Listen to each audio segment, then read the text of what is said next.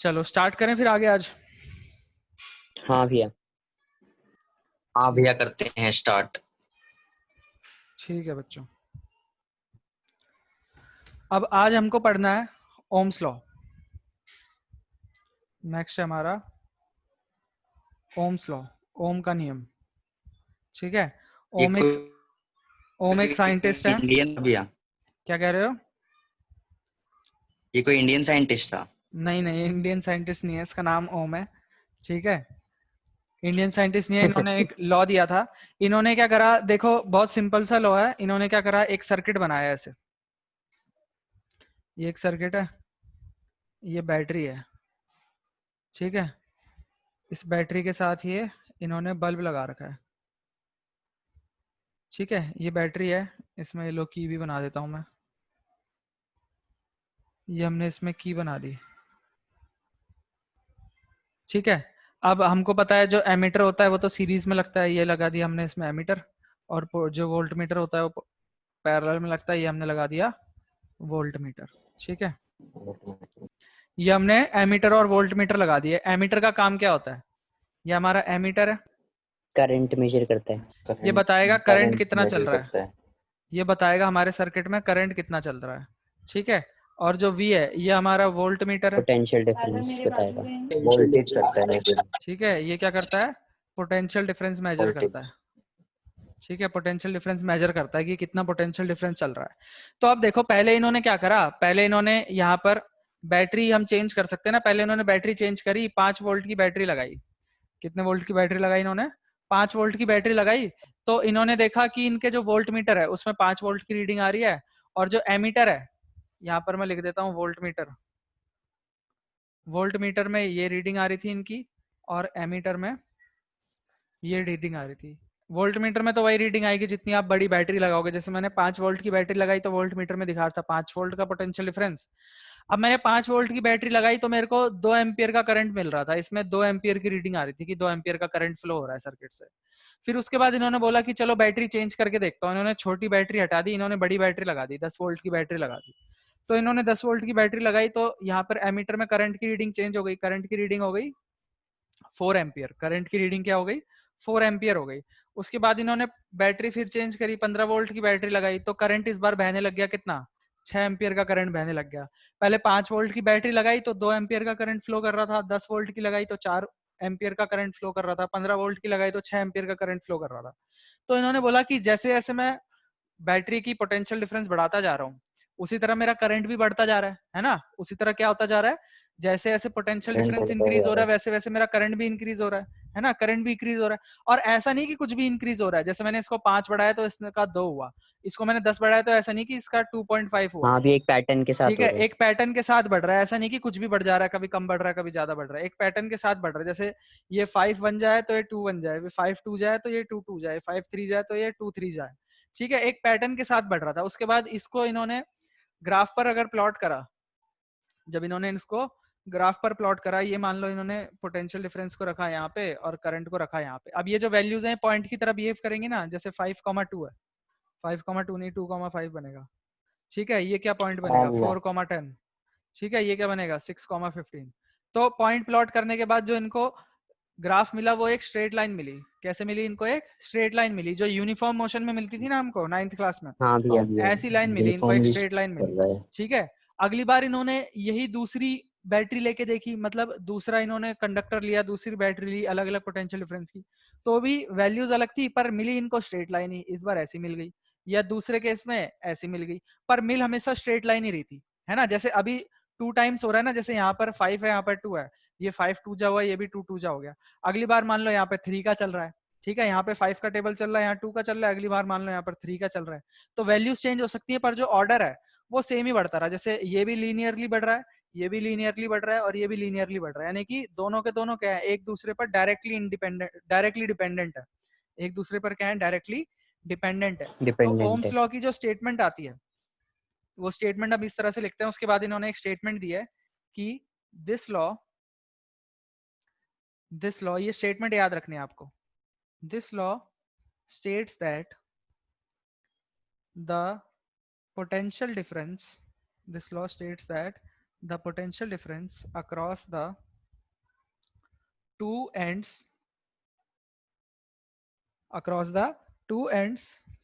of the conductor is directly proportional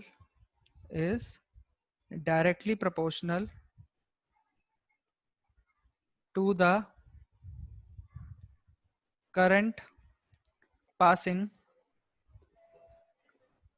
through it। ठीक है, किस चीज के डायरेक्टली प्रोपोर्शनल है? जितना करंट फ्लो हो रहा है। अच्छा, प्रोवाइडेड, एक चीज और ऐड इसमें, provided its temperature remains constant. ठीक है, provided its temperature remains constant. अगर वैसे देखो, जब हम कोई भी एक्सपेरिमेंट कर रहे होते हैं तो टेम्परेचर चेंज होता नहीं है। ऐसा तो नहीं है ना कि आप कोई एक्सपेरिमेंट कर रहे हो, रूम टेम्परेचर 25 डिग्री सेल्सियस है, एकदम से बहुत गर्मी हो गई, रूम का टेम्परेचर 50 डिग्री सेल्सियस हो गया या 0 डिग्री सेल्सियस हो गया। जिस टाइम पर आप एक्सपेरिमेंट कर रहे हो टेम्परेचर तो ऑलमोस्ट सेम ही रहता है ना। पर अगर मान लो आपने कुछ गलत सर्किट कनेक्ट कर रहा हुआ है, जिसकी वजह से आपका जो सर्किट है उसमें ओवर हीटिंग हो रही है, सर्किट आपका बहुत ज्यादा गर्म हो गया, मान लो आपकी तार बहुत ज्यादा गर्म हो गई, तो तार बढ़ने की जो गर्म होने की वजह से क्या होगा, टेम्परेचर बढ़ जाएगा। और जैसे ही टेम्परेचर बढ़ता है तो हमारी रेजिस्टेंस वगैरह बढ़ जाती है, इससे करंट को फ्लो होने में दिक्कत होती है। तो फिर ये सारी चीजें ओम्स लॉ को फॉलो नहीं करती। जो टेम्परेचर है आपका वो कांस्टेंट ही रहना चाहिए। ठीक है, जितना टेम्परेचर कांस्टेंट रहेगा ये उतनी क्या आपकी रीडिंग्स टेम्परेचर भी क्या वेरी करता है करंट से, करंट से? मतलब रेजिस्टेंस से? हाँ, वेरी करता है। रेजिस्टेंस ज्यादा होगी तो टेम्परेचर ज्यादा हो जाएगा। ये आगे हम इसी चैप्टर में जूल्स लॉ ऑफ हीटिंग पढ़ेंगे ना, उसमें पढ़ेंगे। ठीक है, यहाँ तक क्लियर है सभी को? ये एक बार इसकी डेफिनेशन भी समझा दो जो आपने लिखी है। ये हमने लिखा है कि जो पोटेंशियल डिफरेंस है किसी भी सर्किट में, वो डायरेक्टली प्रोपोर्शनल है किसके? करंट फ्लो जो कर रहा है। जो पोटेंशियल डिफरेंस है हमारा, वो डायरेक्टली प्रोपोर्शनल है किसके? Current flowing in the circuit. मतलब दोनों डायरेक्टली प्रोपोर्शनल होने का मतलब क्या है कि अगर ये बढ़ेगा तो ये भी बढ़ेगा और ये घटेगा तो ये भी घटेगा। ठीक है, अगर ये पोटेंशियल डिफरेंस बढ़ाएंगे तो करंट भी बढ़ता जाएगा, पोटेंशियल डिफरेंस घटाएंगे तो करंट भी घटता जाएगा। दोनों सीधे सीधे डिपेंडेंट है एक दूसरे पर। इसी ठीक है तरह भैया, ठीक इनवर्सली है। भी रिलेटेड होती हैं कई चीजें, आपने 9th में देखा है ना, कि एक को बढ़ाओ तो दूसरी कम होने लग जाती है। हाँ भैया, वो कम हो इनवर्स जाती है। रिलेशन होता है। यहाँ पर इन दोनों में इसने डायरेक्ट रिलेशन बताया कि एक को बढ़ाओगे तो दूसरा भी बढ़ता जाएगा। ठीक है, तो ये डेफिनेशन भी यही है कि this law states that potential difference across the two ends of the conductor is directly proportional to the current flowing through the conductor। ठीक है, जितना करंट फ्लो कर रहा है, करंट कम फ्लो कर रहा है तो पोटेंशियल डिफरेंस कम है, करंट ज्यादा फ्लो कर रहा है तो पोटेंशियल डिफरेंस भी ज्यादा होगा। अच्छा, अब देखो, हमारा डायरेक्टली प्रोपोर्शनल से काम नहीं चलता, हमको न्यूमेरिकल सॉल्व करने हैं। न्यूमेरिकल सॉल्व भी क्या करने हैं हमको, जो है इन चीजों को डेली लाइफ में एप्लीकेशन लेके आनी है ना, ताकि इनको यूज कर पाए। तो हम इनको इक्वेशन की फॉर्म में कन्वर्ट करते हैं। अगर हमारे पास फॉर्मूले आ जाए तो वो हमारे काम के है ना, तो हम इनको इक्वेशन की फॉर्म में कन्वर्ट करते हैं। तो कभी भी हाँ अगर मेरे भैया, को डायरेक्टली प्रोपोर्शनल के साइन को हटाकर इक्वालिटी का साइन लगाना होता है तो मैं कांस्टेंट क्या लगाना करता हूँ, पड़ता है, एक कांस्टेंट ऐड कांस्टेंट करना ऐड करना पड़ता होता है। है ना। यहाँ पर वो कांस्टेंट कांस्टेंट क्या है, यहाँ पर वो कांस्टेंट है जैसे आर। ये R v equal to I R बन जाएगा। ठीक है, ये हमारा क्या है, यहाँ पर कांस्टेंट है। ठीक है, और ये जो कांस्टेंट है, इस कांस्टेंट को हम क्या बोलते हैं? रेजिस्टेंस। रेजिस्टेंस। इस कांस्टेंट को हम क्या बोलते हैं? Resistance of the circuit. ये हमारे सर्किट की क्या है? रेजिस्टेंस है। ये फॉर्मूला मिल गया अब मेरे को, इस फॉर्मूले का इस्तेमाल करूंगा मैं डेली लाइफ में और मेरे को मदद मिलेगी कई चीजों में। मेरे को फॉर्मूला मिला है v is equal to I R, है ना। फॉर्मूले का नाम क्या है? v is equal to I R, वीर। हाँ, वीर फॉर्मूला हमारा, वीर नाम है इसका। ठीक है, वीर से याद रखना इसको। अच्छा, आपने नाम भी बना दिया भैया इसका तो। ठीक है, वीर नाम है इसका, वीर से याद रखना, वी आई आर है। ठीक है, यहाँ भैया, तक क्लियर है? भैया हाँ, आप ये जो ग्राफ प्लॉट किया है भैया, इसमें जो वो है आई है उसको वहां नहीं रख सकते, रख वाई सकते हो एक्सिस कहीं पे, भी, और वी को नीचे। हाँ ठीक है भैया, किसी को कहीं भी रख दो, तुम्हारा ग्राफ है, तुम्हारी मर्जी है। ठीक है, ठीक है भैया, हाँ। ठीक है भैया। मैं जो है कन्वेंशनल चीजें यूज करता हूँ। कन्वेंशनल मतलब जो बुक में यूज हो रही है। बुक में हमारी क्या यूज हो रही है, एक बार बुक में चेक कर लेते हैं। हाँ भैया, क्योंकि वो हमारी गीता है। ये देखो, बुक में हमारा एक्स एक्सिस पर करंट दिया है और वाई एक्सिस पर पोटेंशियल डिफरेंस दिया है। कोई किसी को कहीं भी ले सकते हो, उससे कुछ फर्क नहीं पड़ता। पर हम एनसीईआरटी को फॉलो करेंगे ना। कभी मान लो कोई दिक्कत आ गई तो क्लेम करने के लिए हम जिस बुक को फॉलो कर रहे हैं वो बुक दिखाएंगे ना हम, कि एनसीईआरटी में सर ये है, देखो। आई बात समझ में? ये है, देखो इसका दिक्कत नाम, मतलब भैया? दिक्कत मतलब मान लो कभी किसी टीचर का किसी जैसे कई टीचर होते हैं ना, बोलते हैं मेरे को यही चाहिए, इसी पे बनाओ, तो अपना एनसीईआरटी हाँ की हाँ आदत भैया। रखोगे अगर, तो तुम सीधा बोल सकते हो, तुम वहां पर ये थोड़ी बोलोगे कि सर यू लाइक में ये लिखा था या इस किताब में ये लिखा था। जो अदर पब्लिशर्स हैं अच्छा उनको इतना अच्छा, वो उनकी एनसीईआरटी बात, को कोई गलत नहीं कर सकता ना। हाँ यू लाइक को बोल देंगे, वो हम नहीं जानते यू लाइक क्या है, आर डी शर्मा क्या है, पर एनसीईआरटी तो सभी स्कूल फॉलो कर रहे हैं ना, हाँ भैया। तो इसलिए एनसीईआरटी को जितना हो सके हम एनसीईआरटी को हाँ भैया। फॉलो करते हैं।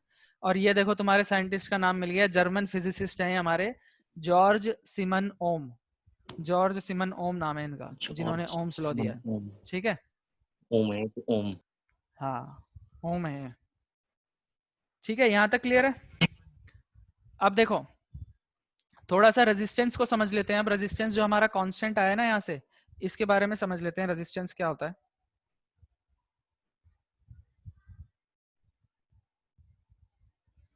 रेजिस्टेंस क्या है बच्चों? रेजिस्टेंस किसी भी कंडक्टर की एक प्रॉपर्टी है, हर कंडक्टर के अंदर एक प्रॉपर्टी होती है। जैसे मान लो आपने एक तार लिया है, ठीक है, ये मेरी तार है, इस तार को मैं बड़ा करके दिखा रहा हूँ, अब ये मत बोलना सर इतनी मोटी तार कहाँ से आ गई, ये तार को मैं बड़ा करके दिखा रहा हूँ। अब हर तार की एक प्रॉपर्टी होती है, हर कंडक्टर की एक प्रॉपर्टी होती है कि वो अपने अंदर से करंट को फ्लो होने देना नहीं चाहते। कोई भी जो तार है या कोई भी कंडक्टर है, उसको ये पसंद नहीं है कि उसके अंदर से करंट फ्लो हो जाए। क्या आप लोगों को पसंद है आपके अंदर से करंट फ्लो होके चला जाए? नहीं भैया। किसी को पसंद नहीं है नहीं ना ये भैया। बात। तो हर कंडक्टर जो है, किसी भी कंडक्टर को ये चीज पसंद नहीं है कि उसके अंदर से करंट फ्लो होकर चले जाए। तो हर कंडक्टर, चाहे वो गुड कंडक्टर हो चाहे वो बैड कंडक्टर हो, हर कंडक्टर अपने अंदर से करंट को फ्लो होने देना नहीं चाहता। तो ये जो उसके अंदर प्रॉपर्टी है, ये जो उसके अंदर प्रॉपर्टी है, रेजिस्टेंस को हम बोलते हैं जड़त्व। ठीक है, प्रतिरोध बोलते हैं इसको, जड़त्व बोलते हैं इनर्शिया को, रेजिस्टेंस को हम बोलते हैं प्रतिरोध। ठीक है, प्रतिरोध मतलब ये उसको रोकता है। रोकने की क्षमता है भैया इसकी, हाँ, ये मतलब। करंट को फ्लो होना देना नहीं चाहता है, करंट को फ्लो होने से रोकता है। ठीक है, तो ये चाहता है करंट हमारे अंदर से फ्लो ना करे किसी भी कंडक्टर के अंदर से। तो ये जो प्रॉपर्टी है सभी कंडक्टर के अंदर है, और इस प्रॉपर्टी को हमने नाम दिया रेजिस्टेंस। हर कंडक्टर जो है करंट को फ्लो होने से रोकता है। ठीक है, किसी कंडक्टर के अंदर ये प्रॉपर्टी कम होती है, ठीक है, और किसी कंडक्टर के अंदर ये प्रॉपर्टी ज्यादा होती है। जिनके अंदर ये प्रॉपर्टी कम होती है तो उनके अंदर से करंट फ्लो हो जाता है। ठीक है, और जिनके अंदर ये प्रॉपर्टी ज्यादा होती है कि वो तो बिल्कुल ही अपने अंदर से करंट को फ्लो होने देना नहीं चाहेंगे या होने ही नहीं देंगे, ठीक है, उनके अंदर ये प्रॉपर्टी ज्यादा होती है, तो वो हमारे बैड कंडक्टर हो जाते हैं, उनके अंदर से करंट फ्लो नहीं कर पाता। आई बात समझ में? ये एक चीज पूछनी थी। हाँ भैया।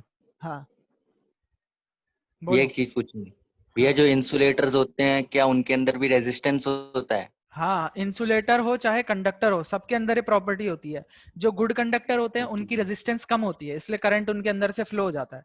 जो इंसुलेटर होते हैं या बैड कंडक्टर होते हैं, इंसुलेटर बैड कंडक्टर उनकी एक ही बात होती है रेजिस्टेंस ज्यादा ऑलमोस्ट, होती है। है ना, उनकी रेजिस्टेंस ज्यादा होती है, वो अपने अंदर से करंट को फ्लो ही नहीं होने देते, उनकी रेजिस्टेंस इतनी ज्यादा है, तो हाँ इसलिए भैया। करंट उनके अंदर से फ्लो ही नहीं हो पाता। ठीक है, तो ठीक इसको हम है। डिफाइन करते हैं कि it is the property, it is the property of a conductor, it is the property of a conductor to resist या oppose the flow of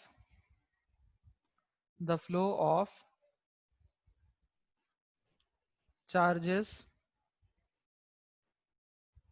through it। ठीक है, ये किसी भी कंडक्टर की प्रॉपर्टी है कि वो क्या करता है, रेजिस्ट करता है, अपोज करता है फ्लो ऑफ चार्ज को, या करंट भी लिख सकते हैं अपने अंदर से। ठीक है, अच्छा देखो यहाँ पर मैंने फॉर्मूला पढ़ा है V is equal to I R. वैसे मैं कभी भी बच्चों को नए नए फॉर्मूला याद करने की सलाह नहीं देता, मैं बोलता हूँ बच्चों एक ही फॉर्मूला याद रखो और उसी को फॉलो करते रहो, है ना। और आपको यही फॉर्मूला याद रखना है, ये बस एक डिराइव्ड फॉर्मूला है, खाली रेजिस्टेंस रेजिस्टेंस के लिए लिख रहे हैं। यहाँ से अगर मैं रेजिस्टेंस की वैल्यू निकालूंगा तो क्या आ जाएगी, रेजिस्टेंस की वैल्यू क्या आ जाएगी, V upon B I. Upon I. ठीक है, पर इस फॉर्मूले को आप कभी भी याद मत करना, इसी फॉर्मूले को याद रखना, क्योंकि क्या हाँ होगा, भैया, तीन हमेशा यही तीन याद चीजें हैं रखना। ना हमेशा आपके पास, तीन में से कोई दो देगा, मान लो आई दे दिया, वी दे हाँ दिया, भैया। आर पूछ लिया, तो भी इसी में पुट कर देना ना। क्या हो गया, इधर उधर ले हाँ जा भैया। देना चीजों को, नए नए फॉर्मूले क्यों हाँ याद भैया, कर रहे हो। हाँ भैया। इसी तरह अब एक अगर ही मैं याद इसकी करेंगे। एसआई यूनिट की बात करूंगा, एसआई यूनिट की बात करूंगा, तो इस चीज का ज्ञान हमें ओम जी ने दिया था, तो हमने जो इसकी एसआई यूनिट है वो ओम के नाम पर ही रख दी। इसकी ओम एसआई रख दी। यूनिट क्या है, ओम। ओम। ठीक है, इसकी ऐसा यूनिट है ओम, और इसका सिंबल होता है ये, ऐसे बनाते हैं ओम। ठीक है, ऐसे बनाते हैं ओम, प्रैक्टिस कर लेना सभी। ये ओम का सिंबल हो जाएगा। आई बात समझ में? यहाँ तक क्लियर है सभी को? हाँ भैया।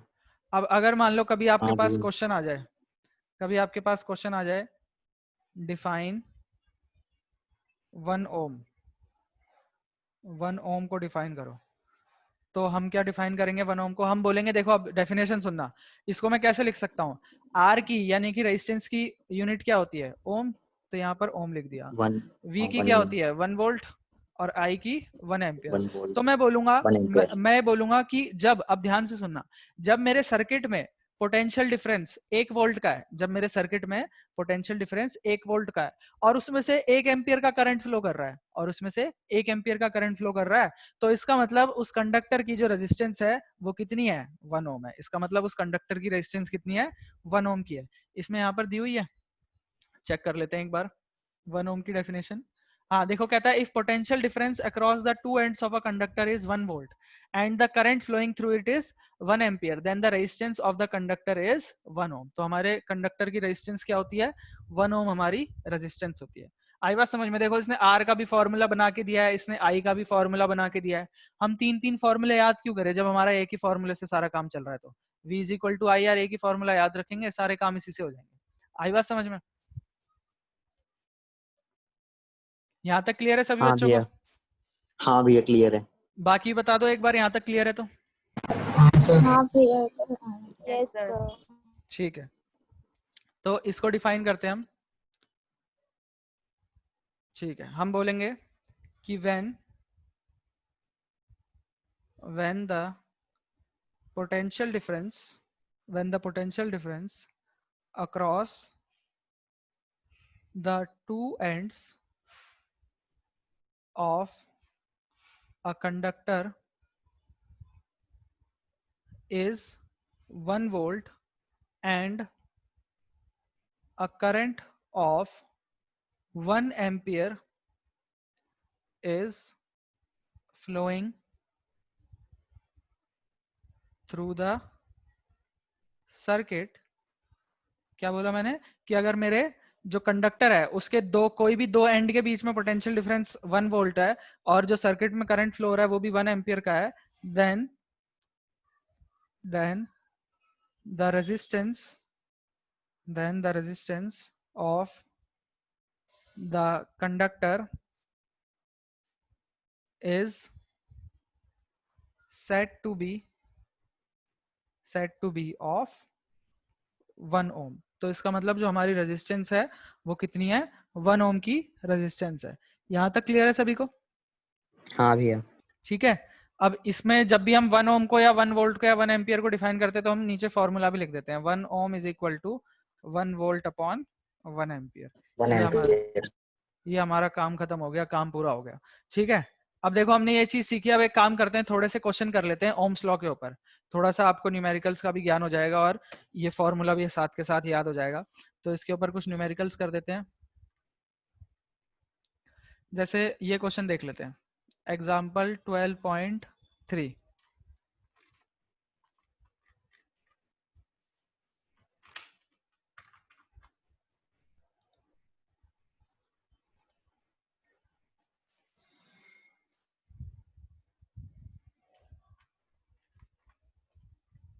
विजिबल है ना सबको?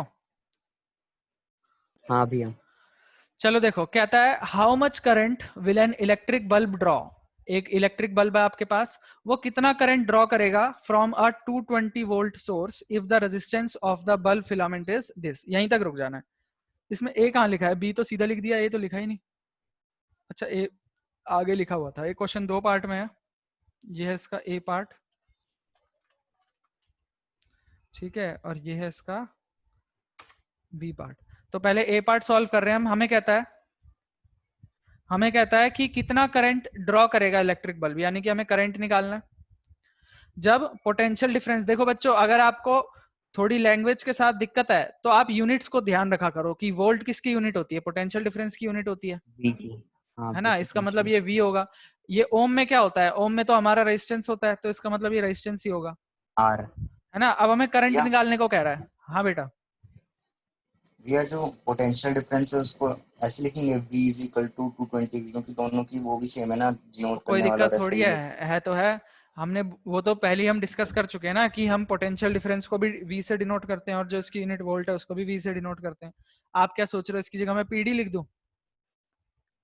नहीं नहीं भैया ऐसा कुछ नहीं। जब हमने नहीं भैया, वो तो मैं ऐसे ओम्स ही पूछ रहा था। ओम्स लॉ में हमने V लिखा है ना, जब हम V से बात कर रहे हैं तो हम V से ही बात करेंगे, हम PD से बात थोड़ी करेंगे। ठीक है भैया। ठीक है, अब ठीक है देखो भैया। दो चीज दी है, एक चीज निकालनी है। हमारा फॉर्मूला क्या होता है? V is equal to IR। फॉर्मूले में घुसने से बस पहले खुद एक बार बात चेक कर करते लेना हैं। है कि सारी चीजें SI यूनिट में है कि नहीं है। ये ओम में है, ठीक है, ये वोल्ट में है, ठीक है। V की जगह रखेंगे हम 220, I इंटू R की जगह रखेंगे 1200। ठीक है, 1200 इधर चला जाएगा, 220 बटे 1200 इज इक्वल टू I। अब एक जीरो से एक जीरो कट गया, ये हो गया 11, ये हो गया 60। 11 को अगर मैं 60 से डिवाइड करूंगा तो क्या आएगा? पॉइंट लगाया, जीरो पाया, 1 जा 60, यहाँ आएगा 50। पॉइंट लगाया तो जीरो लग जाएगा। अब इस जीरो से जीरो हटा हाँ दो भैया। तो 6 8 जा 48, बचेगा 20, जीरो लग गया, 6 3 जा। तो मेरा आई कितना आ गया? आ गया तो आपका आई भैया is equal to 0.183 ampere. Ampere. ठीक है, ये मेरा ये करंट एक है। बात पूछनी थी। हाँ, आप मतलब कहते हैं इसमें, अगर कहते हैं जो पोटेंशियल डिफरेंस है और रेजिस्टेंस है, अगर वो किसी मतलब और किस में दे सकता है, यही तो देगा ना भैया, वोल्ट में और उसमें अर्थ की ऐसा यूनिट चेक करना, बेटा और किस में दे सकता है। आपका जो करंट है, अगर मैं हाँ आपके भैया। करंट की बात करूं, ठीक है, ये जो एम्पियर है ये आपको कई बार मिली एम्पियर भी देता है। अच्छा भैया, तो मिली इसको कैसे एम्पियर करना क्या है? होता है आपका? मिली एम्पियर का मतलब होता है 10⁻³ मिली एम्पियर क्या है? मिली ओम भी दे सकता है, बस मिली को याद रखना। आप मिलीमीटर पता है आपको? हाँ भैया। हाँ भैया हाँ। मिली का मतलब क्या होता है? 10⁻³ ठीक है, सॉरी, माइक्रो माइक्रो होता है 10⁻⁻6। इन दोनों में कंफ्यूजन आ रही है मेरे को, मिली और माइक्रो में। चेक कर लेते हैं एक बार, रुक जाओ। सही है भैया, हाँ, सही होगा मेरे हिसाब से। कोई बात नहीं, चेक कर लेते हैं।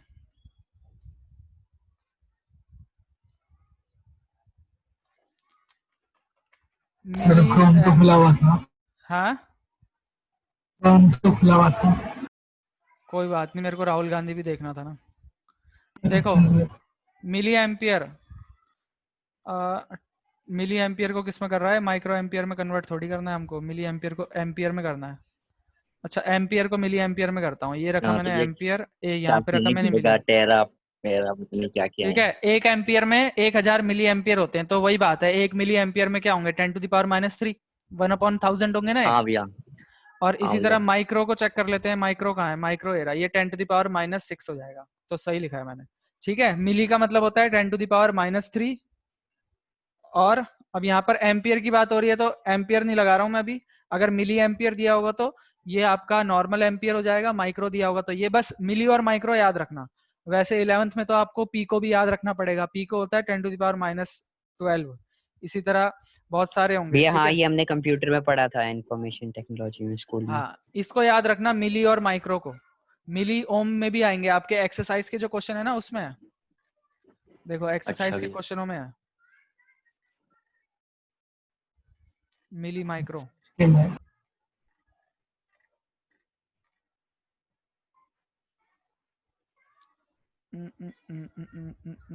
और भैया वोल्टेज को कर सकता है कुछ, हाँ, मतलब पोटेंशियल वोल्टेज को और किसी में दे सकता है? वोल्टेज इसी में आती है आपकी, वोल्टेज से ज्यादा छेड़छाड़ नहीं करता। ठीक है, क्वेश्चन दिख नहीं रहा मेरे को तो अभी इसमें मिली एम्पियर वाला कुछ, ये भी नहीं है, ये भी नहीं है, ये है, देखो ये दिया है मिली एम्पियर, दिख रहा है 2.5 मिली एम्पियर में दिया हाँ हुआ भैया है। दिख गया दिख गया। तो इनको ध्यान रखना। मिली का मतलब होता है 10⁻³ माइक्रो का मतलब होता है 10⁻6 से मल्टीप्लाई कर देना, फिर आपका वो एम्पियर में ही आ जाएगा। ठीक है, अब देखो बी पार्ट को चेक कर लेते हैं। बी पार्ट कहता है हमारा, how much current will an electric heater coil draw from an इतना वोल्ट सोर्स, और रेजिस्टेंस हमें दिया ही है, तो सेम है, आई निकालना है मेरे को, है ना। वी दिया हुआ है 220 और वोल्ट। 2.2 आएगा।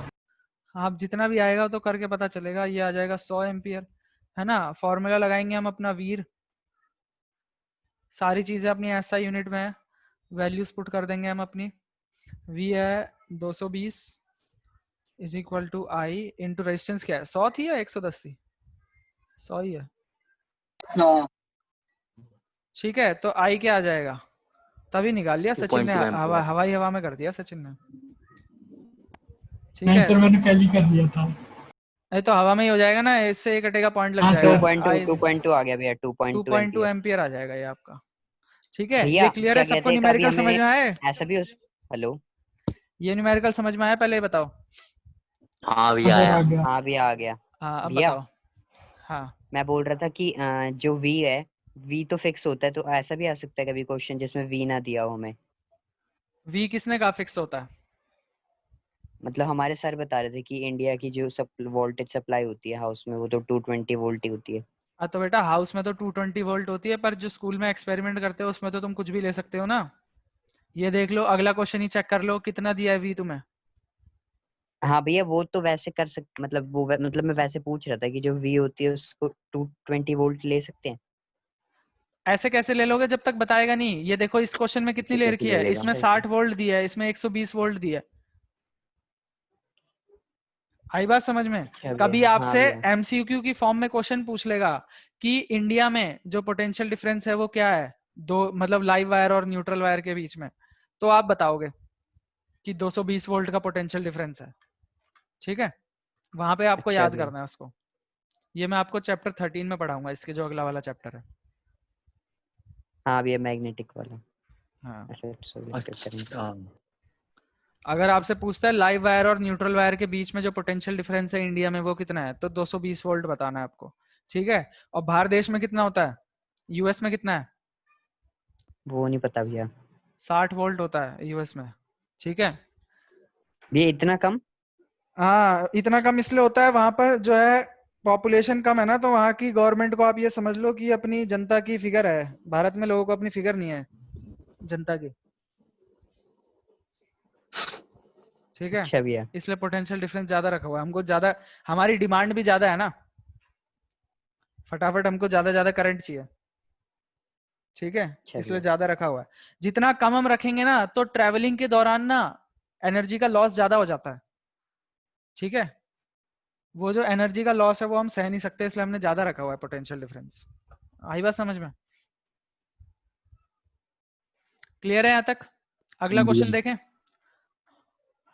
हाँ भैया। देखो कहता है a potential difference, the potential difference between the terminal of electric हाँ भैया। Heater is 60 volt.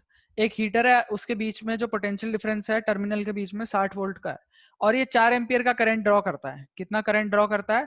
4 एम्पियर का करंट 4 ड्रॉ एम्पियर। करता है। अच्छा, अगर इसी हीटर में मैं पोटेंशियल डिफरेंस को 120 वोल्ट कर दूंगा तो कितना करंट ड्रॉ करेगा? तो हमने देखो ओम्स लॉ से पढ़ा हुआ है ना कि V is directly proportional to I, I यार। हाँ है ना। भैया आई। V हमारा डायरेक्टली प्रोपोर्शनल होता है आई के। तो अगर ये 60 है तो ये 4 है, तो ये 120 हो गया, तो ये क्या हो जाएगा? देखो ये 60 से क्या हो गया, डबल हो गया ना, तो करंट भी क्या हो जाएगा, 4 हाँ का। भैया आप डबल हो सीधा, जाएगा, 8 हो जाएगा। हाँ सीधा आप 8 फॉर्मूला याद कर 8 सकते हो क्या, V1 by V2 is equal to I1 by I2। Directly proportional है ना, R को हटा दो, R को गोली मारो, क्यों? क्योंकि कांस्टेंट है, दोनों केस में सेम रहेगा। V1 क्या है आपका? V1 है हमारा 60 बटे 120, I1 कितना है 4 अपॉन I2। अब I2 को इधर ले गए हम, बाकी सबको इधर ले आए। ये 60 इधर मल्टीप्लाई में था, नीचे डिवाइड में आ गया, डिवाइड में था, ऊपर मल्टीप्लाई में चला गया। 8 ये आ जाएगा। 2 जा I2 कितना आ जाएगा? 8 8 आ एम्पियर। जाएगा। ये तो आपका शॉर्टकट मेथड हो गया, क्योंकि मैंने आपको बता रखा है कि V is directly proportional to I होता है, तो आप ये फॉर्मूला लगा सकते हो, V1 by V2 is equal to I1 by I2। ये अपने कांस्टेंट को नहीं कांस्टेंट को मैंने इसलिए नहीं लिया क्योंकि दोनों क्यों केस नहीं में, लगाया इसमें क्यों, प्रोपोर्शनैलिटी साइन हटाने में? क्योंकि दोनों मैंने लगाया है ना, देखो ये है V1 by V2 is equal to I1 R by I2 R। अब रेजिस्टेंस चेंज नहीं हो रही दोनों केस में, क्योंकि रेजिस्टेंस तो अच्छा अच्छा। एक कंडक्टर की रेजिस्टेंस तो हाँ उतनी भैया रहेगी ना, वो तो एक प्रॉपर्टी है ही ना होगी। उसकी, हाँ वो तो उसकी प्रॉपर्टी है, कट प्रॉपर्टी आउट हो थोड़ी चेंज जाएगी। होती है। अच्छा तो हाँ ये भैया, R वो से जो R कट गया। इलेक्ट्रिक हीटर है उसकी वो रेजिस्टेंस चेंज नहीं हो रही है यहाँ पे। हाँ तो R से R काट दिया। अब देखो ये तो शॉर्ट मेथड है। अगर हम नॉर्मली ओम्स लॉ से करेंगे तो हम क्या करेंगे, केस 1 की बात करेंगे। केस 1 में हमारा क्या है, केस 1 में हमारा V क्या है, वी है हमारा 60 वोल्ट, यहाँ से मैं इसको V1 बोल देता हूँ, ठीक है। और I1 है हमारा 4 एम्पियर, यहाँ से मैं R निकाल लूंगा, ये क्या होगा V1 is equal to I1R। V1 कितना है 60, I कितना है 4 इंटू R, तो यहाँ से मेरा R क्या आ जाएगा, R आ जाएगा मेरा 15 ओम। अब मेरे को अपने सर्किट की अब रेजिस्टेंस भैया पता उसमें चल पुट गई है, कर देंगे अब V मेरे को इक्वल अपने टू आई आर सर्किट और की 1 रेजिस्टेंस पता 20। चल गई है कि मेरे सर्किट की रेजिस्टेंस 15 ओम है, ठीक है। तो अब मैं नाउ बोल दूंगा, अब आओ नाउ, नाउ नाउ चलानी है आज हाँ V कितना दिया है मेरे को, V दिया है मेरे को कितना 120 120 वोल्ट। वोल्ट, और I पूछा है कि I R कितना है, 20 वोल्ट R मेरे को पता है कितना है, R मैंने अभी अभी निकाला है, 15 ठीक ओम। है। तो V2 15 is equal equal to to I R V कितना है 120 ओम। I2 इंटू 15, तो I2 क्या आ जाएगा मेरा 8 8 8 120 एम्पियर। डिवाइडेड बाय 15, ना 15 का टेबल आता है तो 15 8 जा, ये करंट कितना आ जाएगा। ये पर 120 वैसे भी होता कर है। सकते हैं ना जो आपने वो अल्टरनेट मेथड बताया बिल्कुल अभी। बिल्कुल कर सकते हो, कोई दिक्कत नहीं है इस मेथड में, बढ़िया मेथड है, ठीक है। V1 बाय ठीक है V2 भैया। Equal to I1 by I2 जब सेम कंडक्टर की बात हो रही हो। अगर अभी हमने क्या रखा है, यहाँ पे भी हीटर ही था और इसी हीटर में हमने दूसरी बैटरी लगा दी ना, इसी हीटर में हमने क्या करा हाँ दूसरी भैया बैटरी हाँ। लगा दी, तो मेरी तारें जो है, जो मेरी तारें हैं वो सेम है, यानी कि कंडक्टर सेम है, बस मैंने बैटरी चेंज करी है। अब कंडक्टर सेम है तो रेजिस्टेंस भी सेम ही होगी, है ना, बस पोटेंशियल डिफरेंस और करंट चेंज होगा, तो इसलिए हम ये फॉर्मूला लगा सकते हैं इसमें। ये क्लियर है सभी को। हाँ भैया।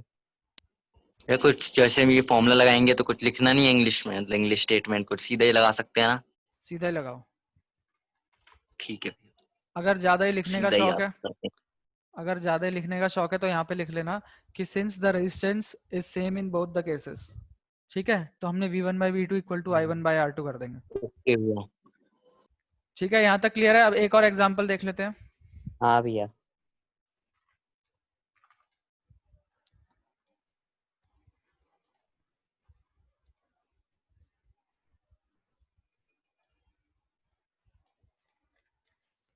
ये नहीं करेंगे अभी, ये अभी रेजिस्टेंस का फॉर्मूला नहीं सिखाया तुम्हें, ठीक है। शिकायत तो अरे अभी अभी अभी फोन आई। इसमें दूसरा लगेगा, इसमें अभी फैक्टर्स अफेक्टिंग रेजिस्टेंस कराऊंगा, ठीक है। अब मैं okay factors okay. Affecting resistance कराऊंगा। तो बच्चों मैं एक काम कर रहा हूँ, इस मीटिंग को यहीं पे एंड कर रहा हूँ, एक नई मीटिंग बना रहा हूँ, उसमें हम नया टॉपिक स्टार्ट करेंगे फैक्टर्स अफेक्टिंग रेजिस्टेंस, फिर उसका क्वेश्चन कर ठीक लेंगे, है भैया। ठीक है। ओके दोबारा भैया। ज्वाइन करना।